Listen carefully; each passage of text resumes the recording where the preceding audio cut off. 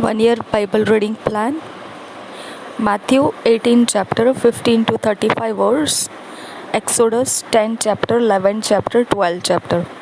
एक साल का बाइबल रीडिंग प्लान. मत्ती रचित सुसमाचार 18 अध्याय 15 वचन से 35 वचन तक और निर्गमन की पुस्तक 10 अध्याय 11 अध्याय 12 अध्याय.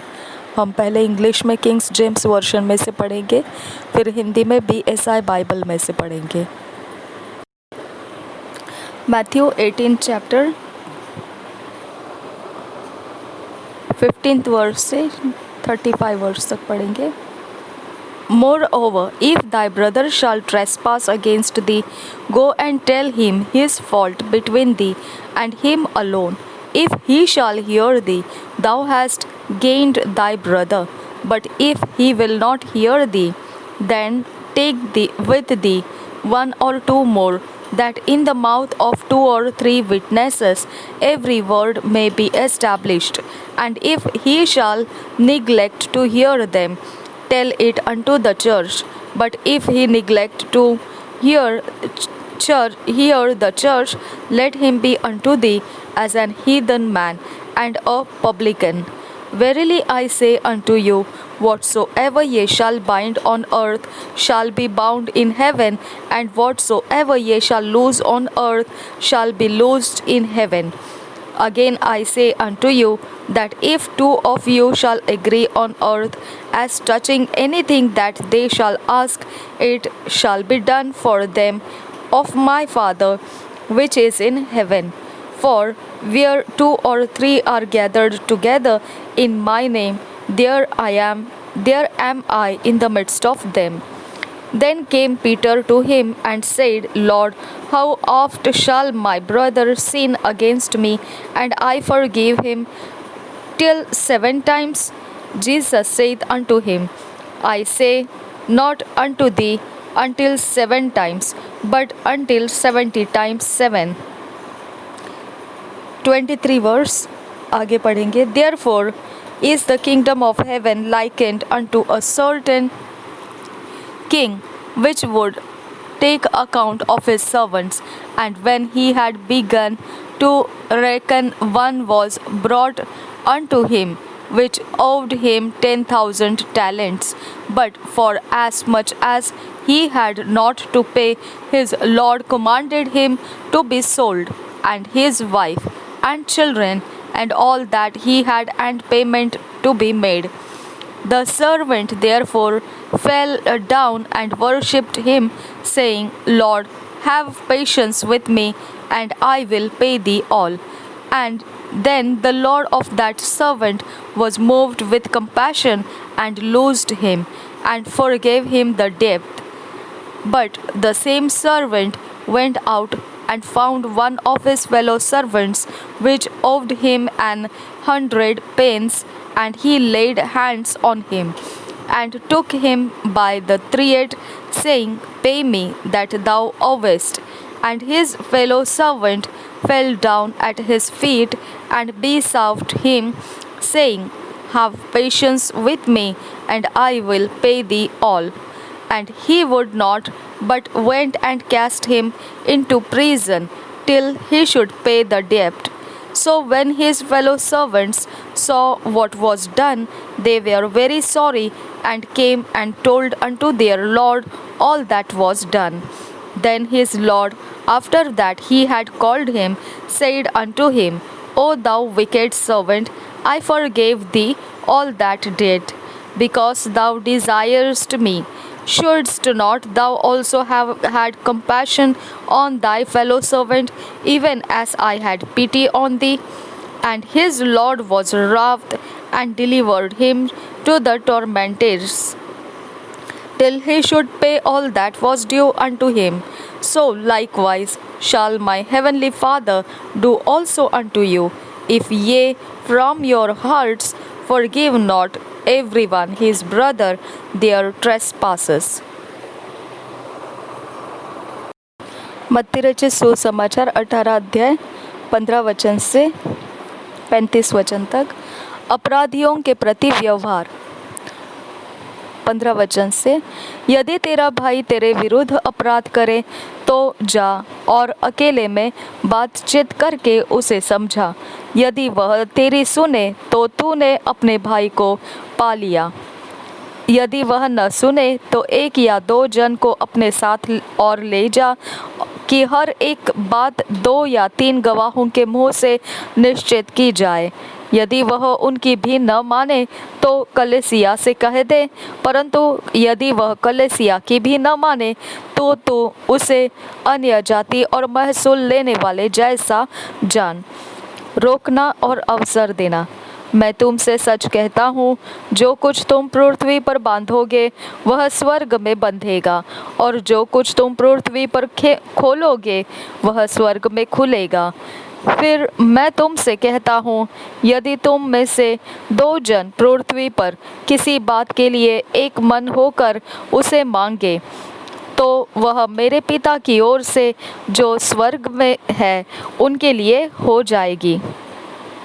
क्योंकि जहाँ 2 या 3 मेरे नाम पर इकट्ठा होते हैं वहाँ मैं उनके बीच में होता हूँ। निर्दयी सेवक का दृष्टांत।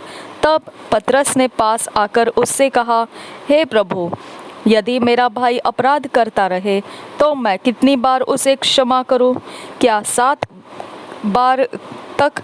यीशु ने उससे कहा, मैं तुझसे यह नहीं कहता कि 7 बार तक, वरन 7 बार के 70 गुने तक।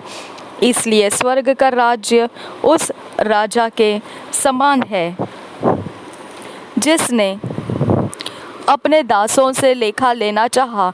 जब वह लेखा लेने लगा तो एक जन उसके सामने लाया गया जो 10,000 तोड़े का कर्जदार था, जबकि चुकाने को उसके पास कुछ न था। तो उसके स्वामी ने कहा, यह और इसकी पत्नी और बाल बच्चे और जो कुछ इसका है सब बेचा जाए और कर्ज चुका दिया जाए। इस पर उस दास ने गिरकर उसे प्रणाम किया और कहा, हे स्वामी, धीरज धर, मैं सब कुछ भर दूंगा।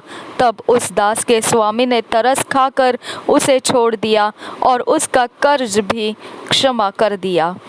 परंतु जब वह दास बाहर निकला तो उसके संगी दासों में से एक उसको मिला जो उसके 100 दिनार का कर्जदार था। उसने उसे पकड़कर उसका गला घोंटा और कहा, जो कुछ तुझ पर कर्ज है भर दे। इस पर उसका संगी दास गिरकर उससे विनती करने लगा, धीरज धर, मैं सब भर दूंगा।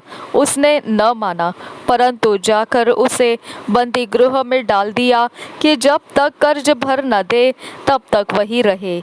उसके संगी दास यह जो हुआ था देखकर बहुत उदास हुए और जाकर अपने स्वामी को पूरा हाल बता दिया। तब उसके स्वामी ने उसको बुलाकर उससे कहा, हे दुष्ट दास, तूने तो मुझे से विनती की तो मैंने तेरा वह पूरा कर्ज क्षमा कर दिया। इसलिए वैसे ही जैसे मैंने तुझ पर दया की वैसे ही क्या तुझे भी अपने संगी दास पर दया करना नहीं चाहिए था? और उसके स्वामी ने क्रोध में आकर उसे दंड देने वालों के हाथ में सौंप दिया कि जब तक वह सब कर्ज भर न दे तब तक उनके हाथ में रहे। इसी प्रकार यदि तुम में से हर एक अपने भाई को मन से क्षमा न करेगा तो मेरा पिता जो स्वर्ग में है तुमसे भी वैसा ही करेगा।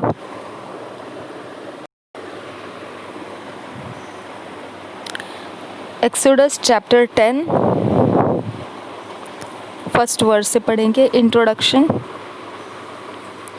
God threateneth to send locusts. Pharaoh inclineth to let the Israelites go. The plague of locusts of darkness. Pharaoh saith to Moses, his heart is yet hardened. First verse. And the Lord said unto Moses, go in unto Pharaoh, for I have hardened his heart and the heart of his servants, that I might shew these my signs before him, and that thou mayest tell in the ears of thy son and of thy son's son, what things I have wrought in Egypt, and my signs which I have done among them, that ye may know how that I am the Lord. And Moses and Aaron came in unto Pharaoh and said unto him, Thus saith the Lord God of the Hebrews, How long wilt thou refuse to humble thyself before me? Let my people go, that they may serve me. Else, if thou refuse to let my people go, behold, tomorrow will I bring the locusts into thy coast, and they shall cover the face of the earth, that one cannot be able to see the earth, and they shall eat the residue of that which is escaped, which remaineth unto you from the hail, and shall eat every tree which groweth for you out of the field. And they shall fill thy houses, and the houses of all thy servants, and the houses of all the Egyptians, which neither thy fathers nor thy fathers' fathers have seen, since the day that they were upon the earth unto this day. And he turned himself and went out from Pharaoh. And Pharaoh's servant said unto him, How long shall this man be a snare unto us? Let the men go, that they may serve the Lord their God. Knowest thou not yet that Egypt is destroyed? And Moses and Aaron were brought again unto Pharaoh, and he said unto them, Go, serve the Lord your God. But who are they that shall go? And Moses said, We will go with our young and with our old, with our sons and with our daughters, with our flocks and with our herds will we go, for we must hold a feast unto the Lord. And he said unto them, Let the Lord be so with you, as I will let you go, and your little ones look to it, for evil is before you. Not so go now, ye that are men, and serve the Lord, for that ye did desire. And they were driven out from Pharaoh's presence.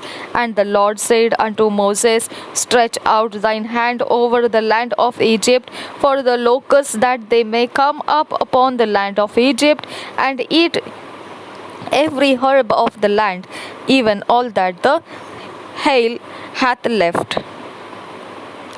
And Moses stretched forth his rod over the land of Egypt, and the Lord brought an east wind upon the land all that day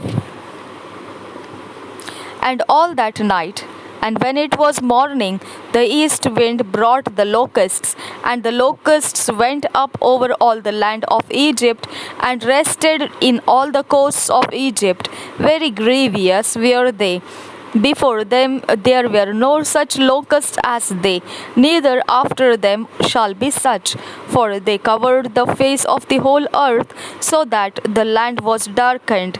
And they did eat every herb of the land, and all the fruit of the trees which the hail had left, and there remained not any green thing in the trees, or in the herbs of the field, through all the land of Egypt.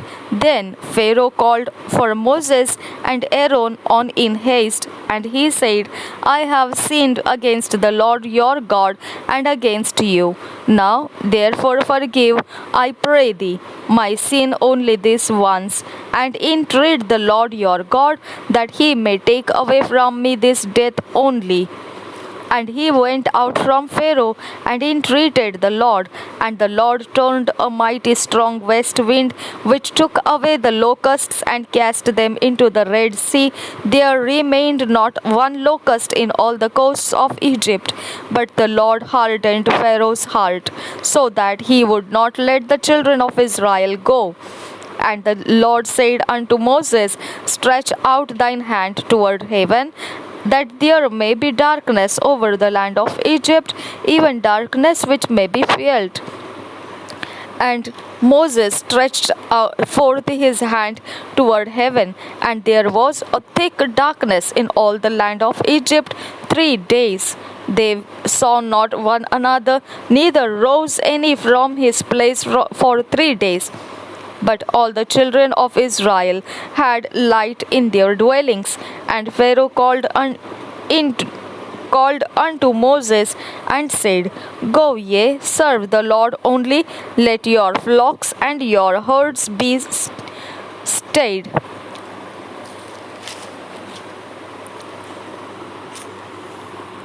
Let your little ones also go with you. And Moses said, Thou must give us also sacrifices and burnt offerings, that we may sacrifice unto the Lord our God. Our cattle also shall go with us. There shall not an hoof be left behind, for thereof must we take to serve the Lord our God.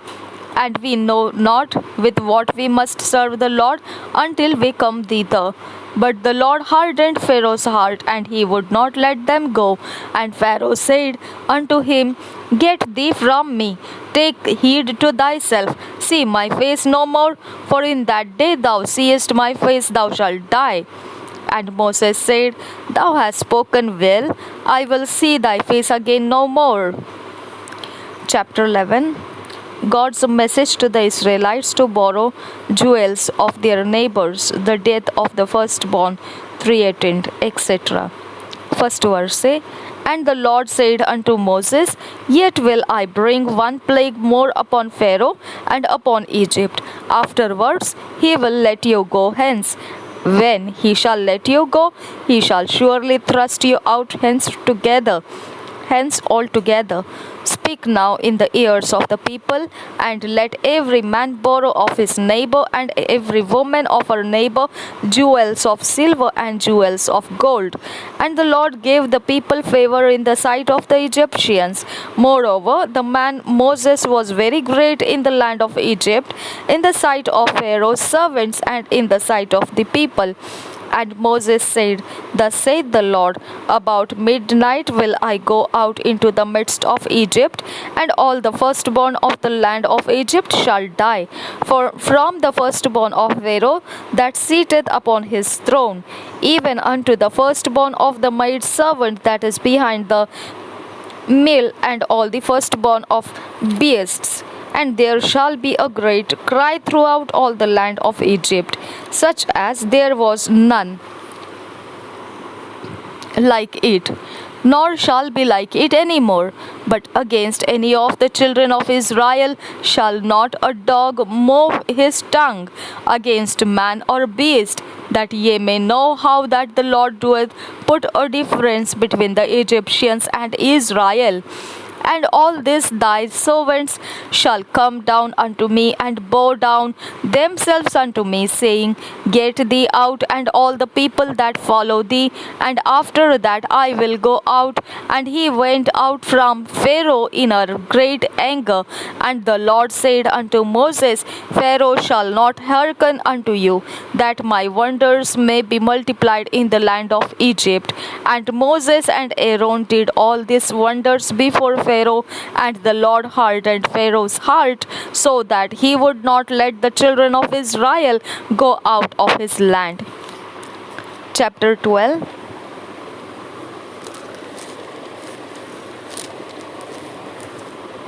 Introduction.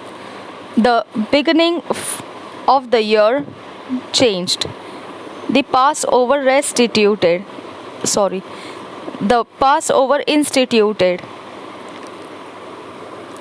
The rite of the Passover unleavened bread, the firstborn of Egypt are slain. The Israelites are driven out of the land. Ordinance of the Passover. First verse से पढ़ेंगे. And the Lord spake unto Moses and Aaron in the land of Egypt, saying, This month shall be unto you the beginning of months. It shall be the first month of the year to you. Speak ye unto all the congregation of Israel, saying, In the 10th day of this month they shall take to them every man a lamb according to the house of their fathers, a lamb for an house. And if the household be too little for the lamb, let him and his neighbor next unto his house take it according to the number of the souls. Every man according to his eating shall make your count for the lamb. Your lamb shall be without blemish, a male of the first year. Ye shall take it out from the sheep or from the goats. And ye shall keep it up until the 14th day of the same month, and the whole assembly of the congregation of Israel shall kill it in the evening, and they shall take off the blood and strike it on the two side posts and on the upper door post of the houses, wherein they shall eat it. And they shall eat the flesh in that night, roast with fire, and unleavened bread, and with bitter herbs they shall eat it. Eat not of it raw, nor sodden at all with water, but roast with fire his head with his legs, and with the portionance thereof. And ye shall let nothing of it remain until the morning, and that which remaineth of it until the morning ye shall burn with fire. And thus shall ye eat it with your loins girded, your shoes on your feet, and your staff in your hand, and ye shall eat it in haste. It is the Lord's Passover. For I will pass through the land of Egypt this night, and will smite all the firstborn in the land of Egypt, both man and beast, and against all the gods of Egypt. I will execute judgment, I am the Lord, and the blood shall be to you for a token upon the houses where ye are, and when I see the blood, I will pass over you, and the plague shall not be upon you to destroy you, when I smite the land of Egypt. And this day shall be unto you for a memorial, and ye shall keep it a feast to the Lord throughout your generations. Ye shall keep it a feast by an ordinance forever. 7 days shall ye eat unleavened bread. Even the first day ye shall put away leaven out of your houses, for whosoever eateth leavened bread from the first day until the 7th day, that soul shall be cut off from Israel. And in the first day there shall be an holy convocation, and in the 7th day there shall be an holy convocation to you. No manner of work shall be done in them, save that which every man must eat, that only may be done of you. And ye shall observe the feast of unleavened bread, for in this selfsame day have I brought your armies out of the land of Egypt. Therefore shall ye observe this day in your generations by an ordinance of forever. In the first month of the 14th day of the month, at even, ye shall eat unleavened bread until the 21st day of the month at even. 7 days shall there be no leaven found in your houses. For whosoever eateth that which is leavened, even that soul shall be cut off from the congregation of Israel, whether he be a stranger or born in the land. Ye shall eat nothing leavened in all your habitations, shall ye eat unleavened bread. Then Moses called for all the elders of Israel, and said unto them, Draw out and take you a lamb according to your families, and kill the Passover. And ye shall take a bunch of hyssop, and dip it in the blood that is in the basin, and strike the lintel and the two side posts with the blood that is in the basin. And none of you shall go out at the door of his house until the morning. For the Lord will pass through to smite the Egyptians, and when he seeth the blood upon the lintel and on the two side posts, the Lord will pass over the door, and will not suffer the destroyer to come in unto your houses to smite you. And ye shall observe this thing for an ordinance to thee and to thy sons forever. And it shall come to pass, when ye be come to the land which the Lord will give you, according as he hath promised, that ye shall keep this service. And it shall come to pass, when your children shall say unto you, What mean ye by this service? that ye shall say, It is the sacrifice of the Lord's Passover, who passed over the houses of the children of Israel in Egypt, when he smote the Egyptians and delivered out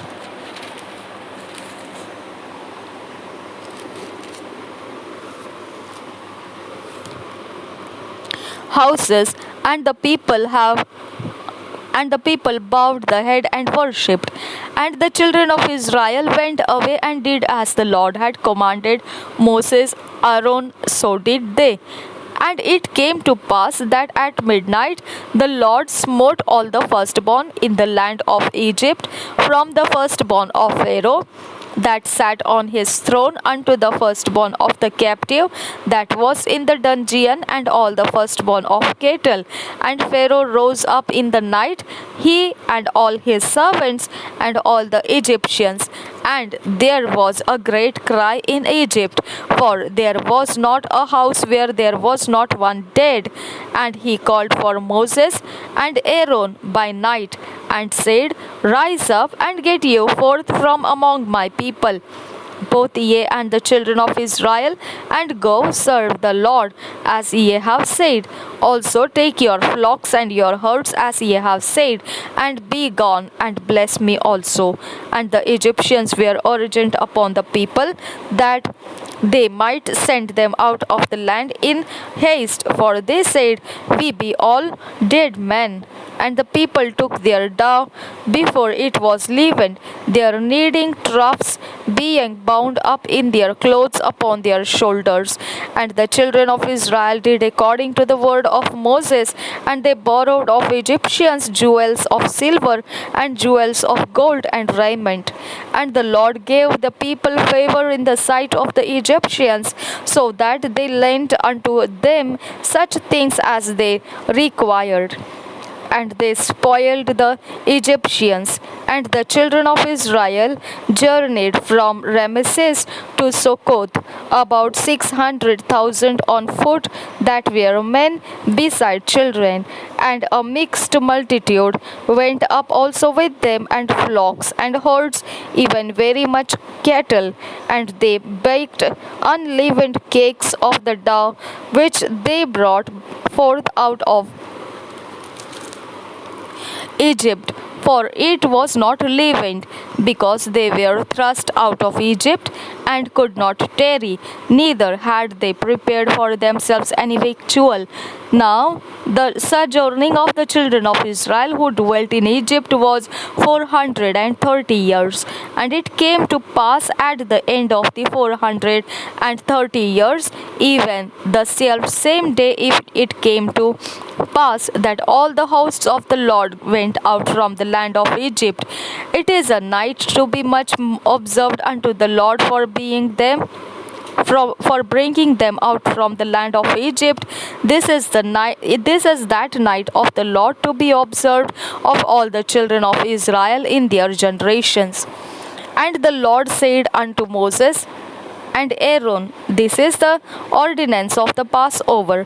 There shall no stranger eat thereof, but every man's servant that is bought for money, when thou hast circumcised him, then shall he eat thereof. A foreigner and an hired servant shall not eat thereof. In one house shall it be eaten. Thou shalt not carry forth out of the flesh abroad out of the house, neither shall ye break a bone thereof. All the congregation of Israel shall keep it. And when a stranger shall sojourn with thee, and will keep the Passover to the Lord, let all his males be circumcised, and then let him come near and keep it. And he shall be as one that is born in the land, for no uncircumcised person shall eat thereof. 49th verse. One law shall be to him that is homeborn.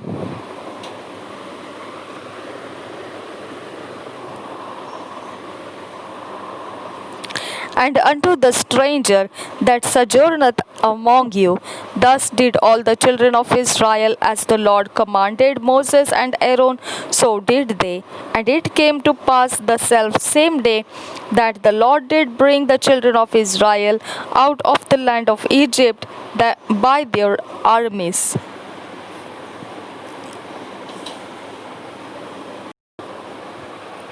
Two-year Bible reading plan. 2 साल का Bible reading plan नहीं। अभी हमने जो पढ़ा है English में निर्गमन का अध्याय 10, 11, 12, वही हम हिंदी में पढ़ेंगे। हमने एक्सोडस 10, 11, 12 इंग्लिश में पढ़ा। अब वही अध्यायों को हिंदी BSI बाइबल में से पहले पढ़ेंगे। निर्गमन 10 अध्याय, 11 अध्याय, 12 अध्याय। पहले वचन से पढ़ेंगे 10 अध्याय। टिड्डियों का आक्रमण। फिर यहोवा ने मूसा से कहा, फिरौन के पास जा, क्योंकि मैं ही ने उसके और उसके कर्मचारियों के मन को इसलिए कठोर कर दिया है कि अपने चिन्ह उनके बीच में दिखलाऊं। और तुम लोग अपने बेटों और पोतों से इसका वर्णन करो कि यहोवा ने मिस्रियों को कैसे ठट्ठों में उड़ाया और अपने क्या क्या चिन्ह उनके बीच प्रकट किए हैं, जिससे तुम यह जान लोगे कि मैं यहोवा हूँ। तब मूसा और हारून ने फिरौन के पास जाकर कहा, इब्रियों का परमेश्वर यहोवा तुझसे इस प्रकार कहता है, तू कब तक मेरे सामने दीन होने से संकोच करता रहेगा? मेरी प्रजा के लोगों को जाने दे कि वे मेरी उपासना करें। यदि तू मेरी प्रजा को जाने न दे तो सुन, कल मैं तेरे देश में टिड्डियों ले आऊँगा और वे धरती को ऐसा छा लेगी कि वह देख न पड़ेगी, और तुम्हारा जो कुछ ओलों से बच रहा है उसको वे चट कर जाएगी, और तुम्हारे जितने वृक्ष मैदान में लगे हैं उनको भी वे चट कर जाएंगे। और वे तेरे और तेरे सारे कर्मचारियों, यहाँ तक कि सारे मिस्रियों के घरों में भर जाएंगी। इतनी टिड्डियाँ तेरे बाप दादों ने या उनके पुरखाओं ने जब से पृथ्वी पर जन्मे तब से आज तक कभी न देखी। तब वह मुड़कर फिरौन के पास से बाहर चला गया। तब फिरौन के कर्मचारी उससे कहने लगे, वह जन कब तक हमारे लिए फंदा बना रहेगा? उन मनुष्यों को जाने दे कि वे अपने परमेश्वर यहोवा की उपासना करें। क्या तू अब तक नहीं जानता कि सारा मिस्र नष्ट हो गया है? तब मूसा और हारून फिरौन के पास फिर बुलवाए गए और उसने उनसे कहा, चले जाओ, अपने परमेश्वर यहोवा की उपासना करो। परंतु वे जो जाने वाले हैं कौन कौन है? मूसा ने कहा, हम तो बेटों बेटियों, भेड़ बकरियों, गाय बैलों समेत वरन बच्चों से बूढ़ों तक सबके सब जाएंगे, क्योंकि हमें यहोवा के लिए पर्व करना है। उसने इस प्रकार उनसे कहा, यहोवा तुम्हारे संग रहे। यदि मैं तुम्हें बच्चों समेत जाने देता हूँ, देखो तुम्हारे मन में बुराई है, नहीं, ऐसा नहीं होने पाएगा। तुम पुरुष ही जाकर यहोवा की उपासना करो। तुम यही तो चाहते थे। और वे फिरौन के सम्मुख से निकाल दिए गए। तब यहोवा ने मूसा से कहा, मिस्र देश के ऊपर अपना हाथ बढ़ा कि टिड्डियाँ मिस्र देश पर चढ़ के भूमि का जितना अन्न आदि ओलों से बचा है सबको चट कर जाए। अतः मूसा ने अपनी लाठी को मिस्र देश के ऊपर बढ़ाया। तब यहोवा ने दिन भर और रात भर देश पर पुरवाई बहाई। जब भोर हुआ तब उस पुरवाई में टिड्डियाँ आई, और टिड्डियों ने चढ़ के मिस्र देश के सारे स्थानों में बसेरा किया। उनका दल बहुत भारी था, वरन न तो उनसे पहले ऐसी टिड्डियाँ आई थी और न उनके बाद ऐसी फिर आएगी। वे तो सारी धरती पर छा गई, वहाँ तक कि देश में अंधकार छा गया, और उसका सारा अन्न आदि और वृक्षों के सब फल अर्थात जो कुछ ओलों से बचा था सबको उन्होंने चट कर लिया। यहाँ तक कि मिस्र देश भर में न तो किसी वृक्ष पर कुछ हरियाली रह गई और न खेत में अनाज रह गया। तब फिरौन ने तुरंत मूसा और हारून को बुलवा के कहा, मैंने तो तुम्हारे परमेश्वर यहोवा का तो और तुम्हारा भी अपराध किया है, इसलिए केवल अब की बार मेरा अपराध क्षमा करो और अपने परमेश्वर यहोवा से विनती करो कि वह मेरे ऊपर से इस मृत्यु को दूर करे। तब मूसा ने फिरौन के पास से निकलकर यहोवा से विनती की, तब यहोवा ने बहुत प्रचंड पश्चिमी हवा बहाकर टिड्डियों को उड़ाकर लाल समुद्र में डाल दिया, और मिस्र के किसी स्थान में एक भी टिड्डी न रह गई। तो भी यहोवा ने फिरौन के मन को कठोर कर दिया, जिससे उसने इसराइलियों को जाने न दिया। 21 अध्याय अंधकार 21 वचन से आगे। फिर यहोवा ने मूसा से कहा, अपना हाथ आकाश की ओर बढ़ा कि मिस्र देश के ऊपर अंधकार छा जाए, ऐसा अंधकार कि टटोला जा सके। तब मूसा ने अपना हाथ आकाश की ओर बढ़ाया, और सारे मिस्र देश में 3 दिन तक घोर अंधकार छाया रहा। 3 दिन तक न तो किसी ने किसी को देखा और न कोई अपने स्थान से उठा, परंतु सारे इस्राएलियों के घरों में उजियाला रहा। तब फिरौन ने मूसा को बुलवा कर कहा, तुम लोग जाओ, यहोवा की उपासना करो, अपने बालकों को भी संग ले जाओ, केवल अपनी भेड़ बकरी और गाय बैल को छोड़ जाओ। मूसा ने कहा, तुझको हमारे हाथ मेल बलि और होम बलि के पशु भी देने पड़ेंगे, जिन्हें हम अपने परमेश्वर यहोवा के लिए चढ़ाएं। इसलिए हमारे पशु भी हमारे संग जाएंगे, उनका एक खूर तक न रह जाएगा, क्योंकि उन्हीं में से हमको अपने परमेश्वर यहोवा की उपासना का सामान लेना होगा। और हम जब तक वहां न पहुँचे तब तक नहीं जानते कि क्या क्या लेकर यहोवा की उपासना करनी होगी। पर यहोवा ने फिरौन का मन हठीला कर दिया, जिससे उसने उन्हें जाने न दिया। तब फिरौन ने उससे कहा, मेरे सामने से चला जा और सचेत रह, मुझे अपना मुख फिर न दिखाना, क्योंकि जिस दिन तू मुझे मुँह दिखाए उसी दिन तू मारा जाएगा। मूसा ने कहा, तूने ठीक कहा है, मैं तेरे मुँह को फिर कभी न देखूंगा। 11 अध्याय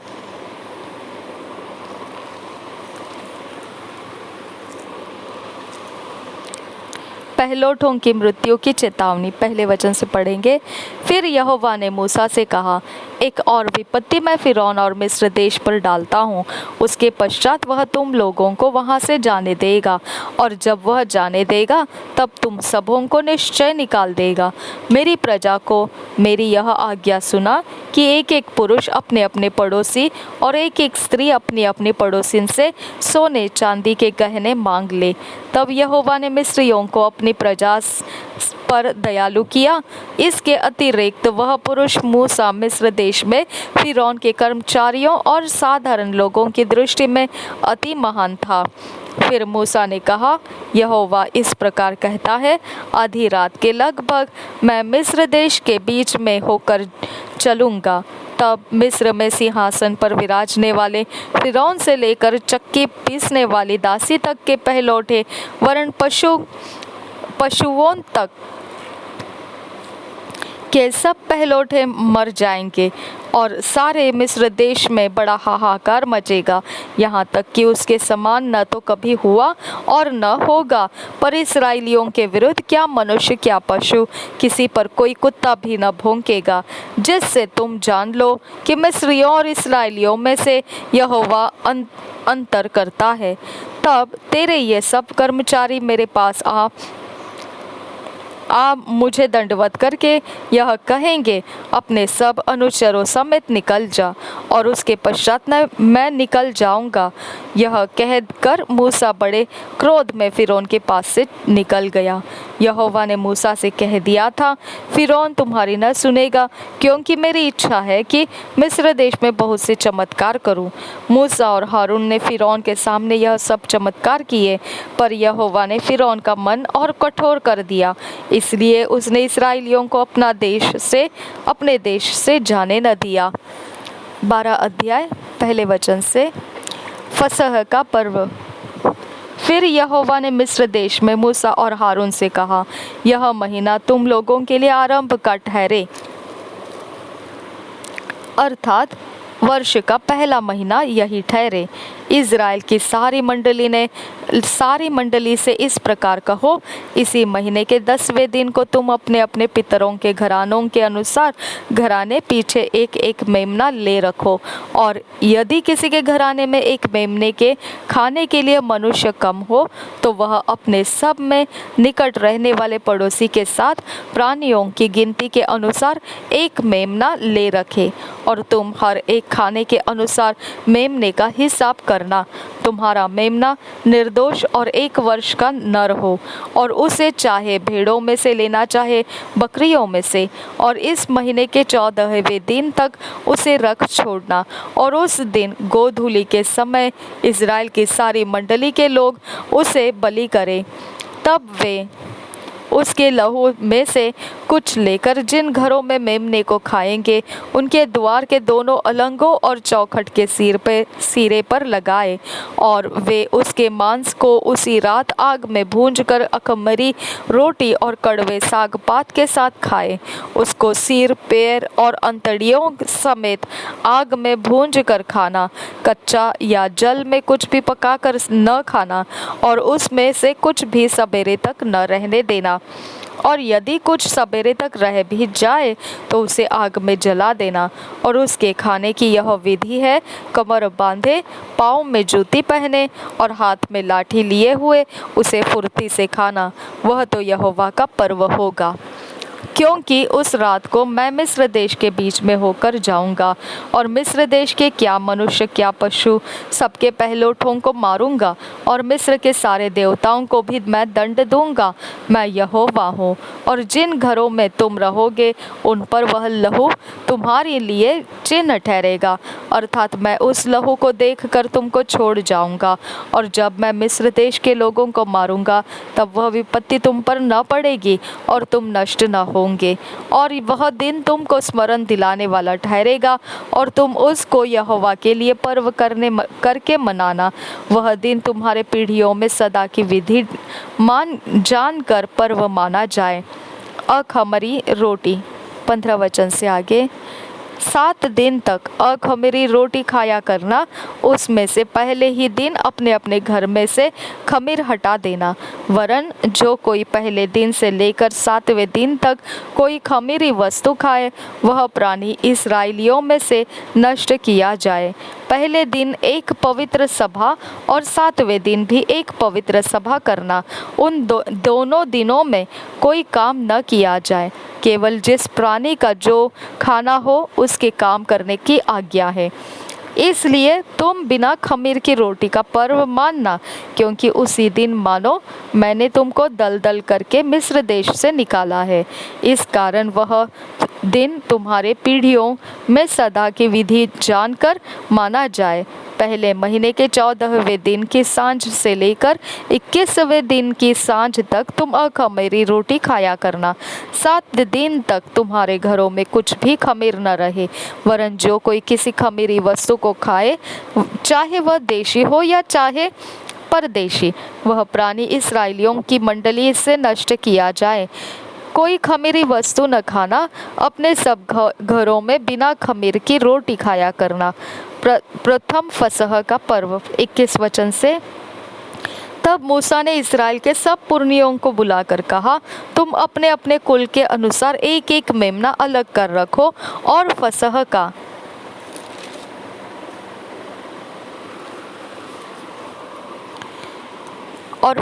का पशु बलि करना, और उसका लहू जो तसले में होगा उससे जूफा का एक गुच्छा डुबाकर उसी तसले में के लहू से द्वार के चौखट के सिरे और दोनों अलंगों पर कुछ लगाना। और भोर तक तुम में से कोई घर से बाहर ना निकले, क्योंकि यहोवा देश के बीच होकर मिस्रियों को मारता जाएगा। इसलिए जहाँ जहाँ वह चौखट के सिरे और दोनों अलंगों पर उस लहू को देखेगा, वहाँ वहाँ उस द्वार को छोड़ जाएगा, और नाश करने वाले को तुम्हारे घरों में मारने के लिए न जाने देगा। फिर तुम इस विधि को अपने और अपने वंश के लिए सदा की विधि जानकर माना करो, जब तुम उस देश में जिसे यहोवा अपने कहने के अनुसार तुमको देगा प्रवेश करो। तब यह काम किया करना, और जब तुम्हारे बच्चे तुमसे पूछे इस काम से तुम्हारा क्या मतलब है, तब तुम उनको यह उत्तर देना, यहोवा ने जो मिस्रियों के मारने के समय मिस्र में रहने वाले हम इस्राएलियों के घरों को छोड़कर हमारे घरों को बचाया, इसी कारण उसके फसह का यह बलिदान किया जाता है। तब लोगों ने सिर झुकाकर दंडवत की। इस्राएलियों ने जाकर जो आज्ञा यहोवा ने मूसा और हारून को दी थी उसी के अनुसार किया। पहलटों की मृत्यु। 29 वचन से आगे, ऐसा हुआ कि आधी रात को यहोवा ने मिस्र देश में सिंहासन पर विराजने वाले फिरौन से लेकर गड्ढे में पड़े हुए बंधुए तक सबके पहलौठों को वरन पशुओं तक के सब पहलौठों को मार डाला। और फिरौन रात ही की को उठ बैठा और उसके सब कर्मचारी वरन सारे मिस्री उठे और मिस्र में बड़ा हाहाकार मचा, क्योंकि एक भी ऐसा घर न था जिसमें कोई मरा न हो। तब फिरौन ने रात ही रात में मूसा और हारून को बुलवा कर कहा, तुम इस्राएलियों समेत मेरी प्रजा के बीच से निकल जाओ और अपने कहने के अनुसार जाकर यहोवा की उपासना करो। अपने कहने के अनुसार अपनी भेड़ बकरियों गाय बैलों को साथ ले जाओ और मुझे आशीर्वाद दे जाओ।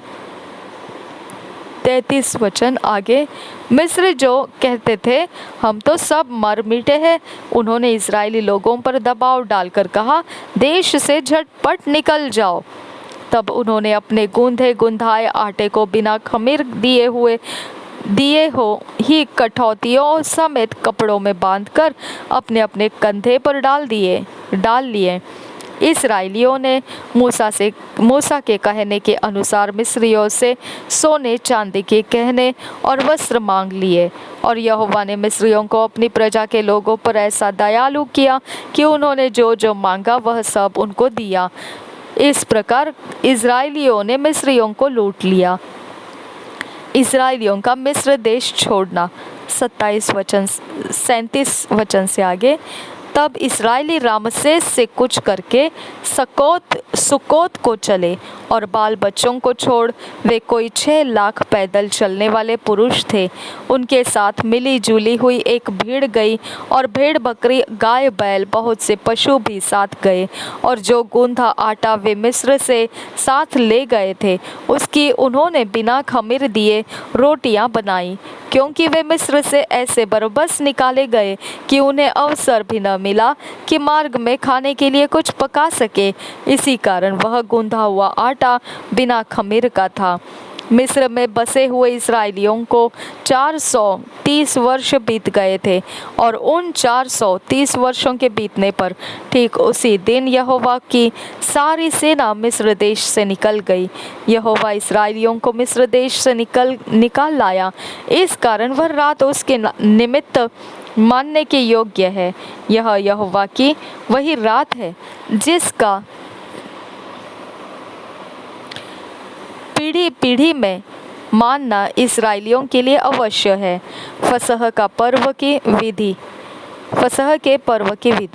43 वचन से आगे, फिर यहोवा ने मूसा और हारून से कहा, पर्व की विधि यह है, कोई परदेशी उसमें से न खाए, पर जो किसी का मोल लिया हुआ दास हो और तुम लोगों ने उसका खतना किया हो वह तो उसमें से खा सकेगा, पर परदेशी और मजदूर उसमें से न खाए।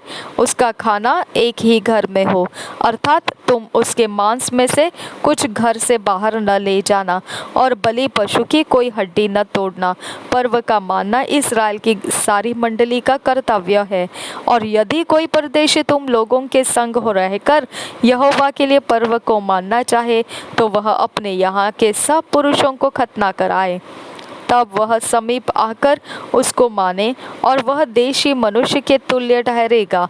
पर कोई खतना रहित पुरुष उसमें से न खाने पाए। उसकी व्यवस्था देशी और तुम्हारे बीच में रहने वाले परदेशी दोनों के लिए एक ही हो। यह आज्ञा जो यहोवा ने मूसा और हारून को दी उसके अनुसार सारे इस्राएलियों ने किया। और ठीक उसी दिन यहोवा इस्राएलियों को मिस्र देश से दल दल करके निकाल ले गया। 2 साल का Bible reading plan, 2 years Bible reading plan. Matthew 10 chapter 1 to 11 verse, genesis 26 chapter।